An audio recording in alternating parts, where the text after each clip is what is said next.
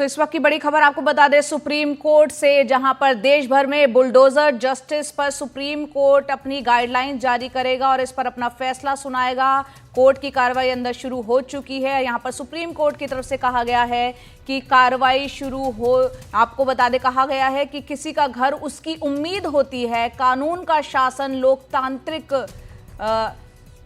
तरीके से होना चाहिए और यहां पर बुलडोजर जस्टिस पर कड़ी गाइडलाइंस यहां पर जारी अब कर दी गई है। कहा है कि किसी आरोपी का घर सिर्फ इसलिए नहीं गिराया जा सकता क्योंकि उस पर किसी अपराध का आरोप है, जिसकी सच्चाई का निर्धारण सिर्फ न्यायपालिका ही करेगी। बुलडोजर जस्टिस पर कड़ी गाइडलाइंस यहां पर सुप्रीम कोर्ट की तरफ से जारी की जा रही है। और बता दें आपको कि जो तमाम बातें निकलकर सामने आ रही हैं वो आपको बताते हैं। यहाँ पर सुप्रीम कोर्ट की तरफ से मौलिक अधिकारों की रक्षा के लिए दिशा निर्देश जारी आज कोर्ट करने जा रहा है। क्या दोष सिद्ध होने से पहले भी संपत्ति को नष्ट करने जैसी सजा हो सकती है, ये एक बड़ा सवाल है। आशीष भार्गव और हिमांशु शेखर हमारे दो सहयोगी वहां पर बने हुए हैं। आशीष भार्गव सुप्रीम कोर्ट के अंदर मौजूद है, बाहर मौजूद है हिमांशु शेखर, सीधा उन्हीं का रुख करते हैं। हिमांशु, यहाँ पर हम देख रहे हैं अब सुप्रीम कोर्ट जो है अपनी वो गाइडलाइंस आज जारी करेगा जिस पर एक दिशा निर्देश तय हो जाएंगी। कोई भी सरकार अगर कार्रवाई करती है, अहम बातें बताएं जो अभी सुप्रीम कोर्ट के अंदर कही जा रही हैं कोर्ट की तरफ से।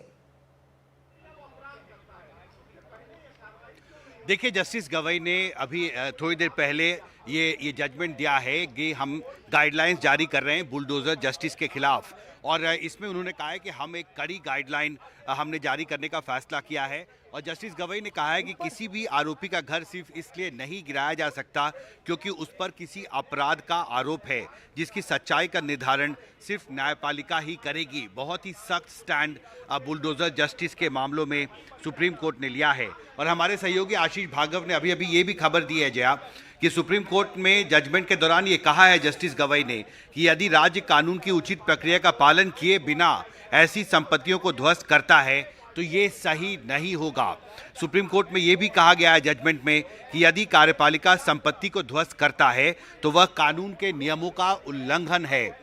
इसमें यह भी कहा गया है किसी को भी बिना ट्रायल के दोषी नहीं ठहराया जा सकता। यह शक्तियों के पृथक्करण का उल्लंघन है। ऐसे सरकारी अधिकारियों को जवाबदेह बनाया जाना चाहिए। यानी न सिर्फ ये कहा है कि बुलडोजर जस्टिस के जो मामले पिछले कुछ साल से हमने देखे हैं अलग अलग राज्यों में वो अवैध हैं, बल्कि जो अधिकारी इस तरह की गतिविधियों में कार्रवाई में शामिल हैं उनकी जवाबदेही भी तय करना ज़रूरी होगा। ये बात गाइडलाइंस जारी करते समय जस्टिस गवई ने कही है और ये कहा है कि ऐसी कोई भी कार्रवाई अवैध और दुर्भाग्यपूर्ण है। सुप्रीम कोर्ट का एक बहुत ही सख्त रवैया इस मामले में। और कोर्ट ने कहा है कि यदि राज्य का कोई अधिकारी अपने पद का दुरुपयोग करता है या पूरी तरह से मनमाने या दुर्भाग्यपूर्ण तरीके से काम करता है तो उसे बख्शा नहीं जा सकता। यानी जवाबदेही अब तय की जाएगी गाइडलाइंस के जरिए।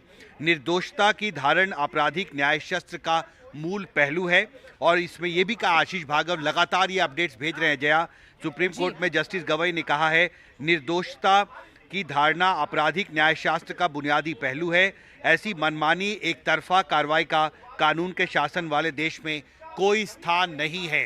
यानी बहुत स्पष्ट फैसला सुप्रीम कोर्ट का आ चुका है जया कि देश में बुलडोजर जस्टिस के जिस तरह के मामले पिछले कुछ साल से हमने उत्तर प्रदेश और दूसरे राज्यों में देखे थे, हरियाणा में देखा था, उस पर अब पूरी तरह से रोक लगाने का फैसला सुप्रीम कोर्ट ने किया है। और जस्टिस गवई ने गाइडलाइन जारी करते समय सुप्रीम कोर्ट की तरफ से यह भी कही गई है कि कोर्ट ने कहा है कि अगर कार्यपालिका किसी व्यक्ति का मकान केवल इस आधार पर गिरा देती है कि वो अभियुक्त है तो ये कानून के शासन का उल्लंघन है। तो सीधे सीधे सख्त लहजे में यहां पर सुप्रीम कोर्ट की तरफ से कहा जा रहा है कार्यपालिका को भी दो टूक।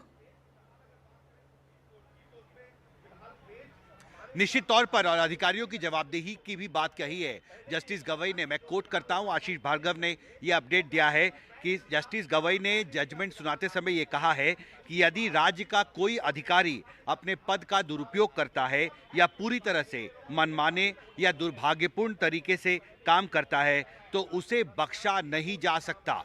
और इसमें जस्टिस गवई ने गाइडलाइन जारी करते समय ये कहा है कि जो नौकरशाही है उसकी जवाबदेही भी तय करना बेहद ज़रूरी है। किसी भी अधिकारी को मनमाने तरीके से, अवैध तरीके से किसी भी आरोपी के घर को तोड़ने की इजाज़त किसी भी लोकतंत्र में, कानून व्यवस्था में नहीं दी जा सकती, क्योंकि जो व्यक्ति आरोपी है उस पर अभी दोष साबित नहीं हुआ है और वो दोषी है या नहीं, उसके खिलाफ क्या कार्रवाई होगी, ये फैसला सिर्फ न्यायपालिका कर सकती है।